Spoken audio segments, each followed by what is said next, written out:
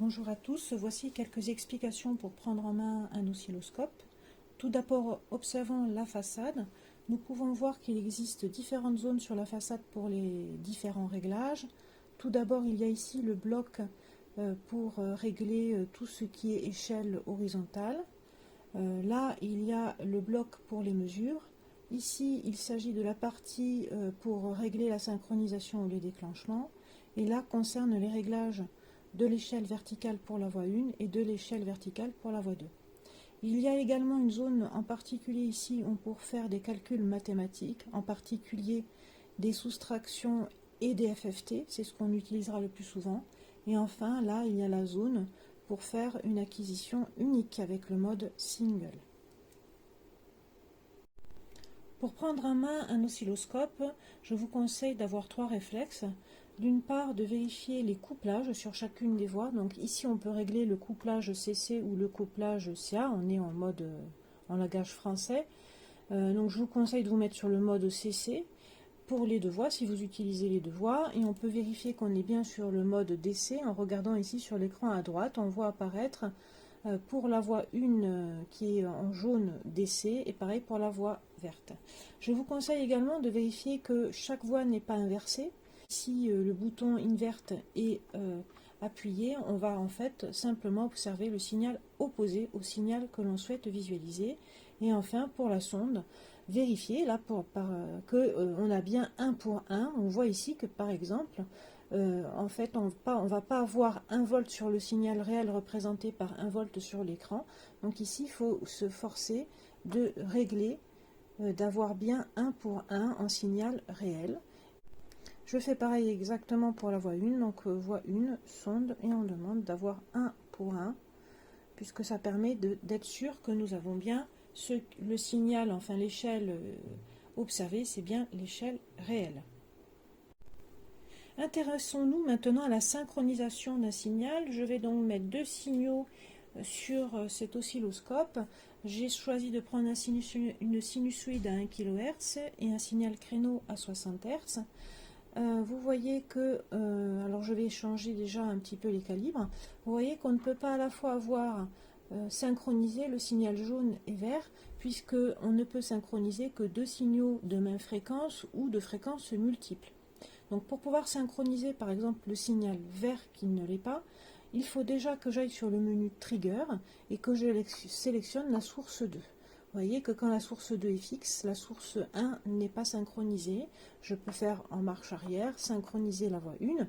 On constate que sur le menu Trigger, on peut choisir comme source également une source externe ou une autre source comme le 50 Hz.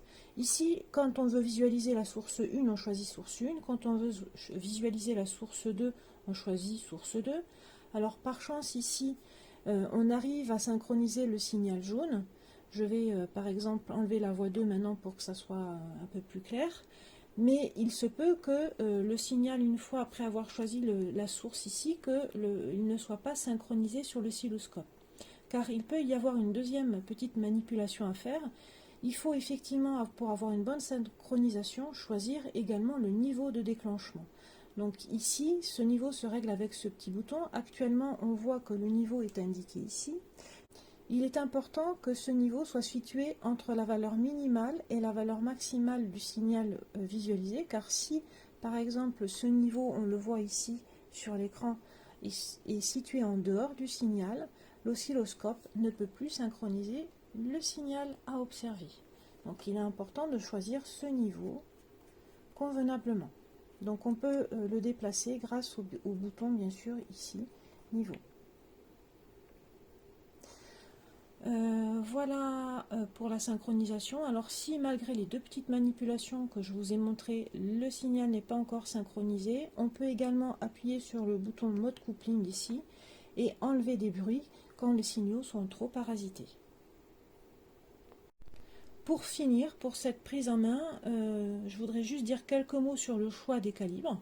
Alors comme je vous l'ai dit tout à l'heure, là il y a le menu horizontal. En modifiant ce potentiomètre, je peux changer l'échelle horizontale affichée sur l'écran. Et cette échelle horizontale est également indiquée ici en haut de l'écran. Donc ici par exemple on voit 1 milliseconde par division. On peut donc assez rapidement évaluer la période d'un signal en connaissant par exemple l'échelle. C'est bien d'avoir en général sur un signal périodique quelques périodes quand on veut faire des observations générales. Une petite remarque également pour l'échelle horizontale. Lorsque on a besoin de se placer en mode XY, il suffit d'appuyer ici, horizontal, et de passer de mode temporel à mode XY.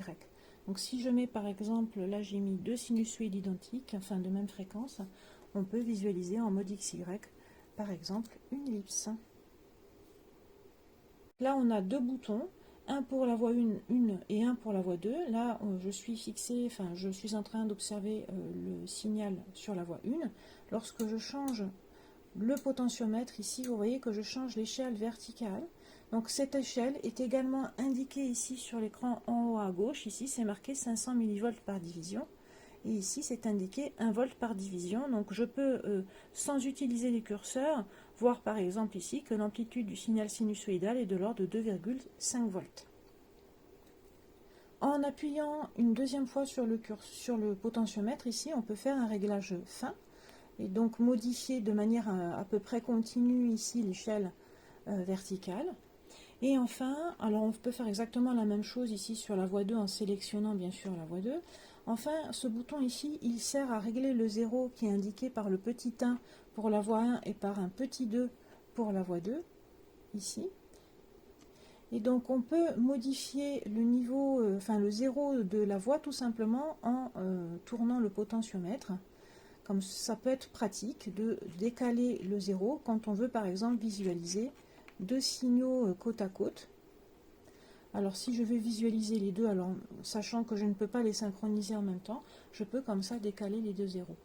Si je veux revenir à l'état initial où le 0 est au centre de l'écran, il suffit d'appuyer une fois sur le potentiomètre, pareil pour la voie 2. Pour finir avec cette petite démonstration, j'aimerais revenir sur le rôle du couplage AC-ODC sur l'oscilloscope. Je synchronise le signal créneau sur la voie 2. Ce signal que j'ai choisi a une fréquence de 60 Hz.